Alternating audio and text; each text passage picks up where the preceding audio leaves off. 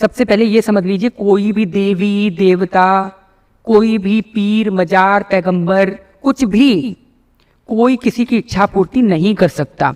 जो आपको लिखा जाता है ना मनोकामना पूर्ण मंदिर या मनोकामना पूर्ति मंदिर, ये आप दिमाग में बिठा लीजिए। ये शास्त्रीय सिद्धांत है कि कोई किसी की मनोकामना पूर्ति नहीं कर सकता। जिसको जितना मिलेगा उसके कर्मफल के हिसाब से ही मिलेगा, अन्यथा नहीं मिलेगा। अब जैसे हम किसी बाबा के पास गए, बाबा जी ने कहा कि 50 लोग बाबा जी के पास गए, 100 लोग, उसमें से बाबा जी ने सबको बोला कि सबने कहा कि बाबा जी हमारी शादी नहीं हो रही, हमारी नौकरी नहीं लग रही, हमारा वो नहीं हो रहा।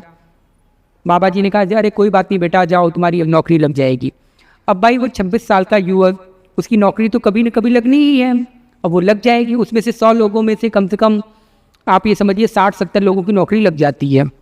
वो कहते हैं जय हो बाबा जी ने चमत्कार कर दिया, बाबा जी महान है। हालांकि वो नौकरी उसके प्रारब्धवश लगी है, उसको नौकरी तो लगनी ही थी, लेकिन हम उसे अटैच कर देते उन बाबा या उन माता, उन देवी, उन देवता से संबंधित। कहीं भी किसी भी वेद शास्त्र पुराण कहीं भी नहीं लिखा हुआ है कि किसी की मनोकामना पूर्ति हो जाएगी किसी देवी देवता या भगवान से। तो ये सिर्फ मूर्खता है, अज्ञानता है। सिर्फ अपने कर्म पे भरोसा करिए।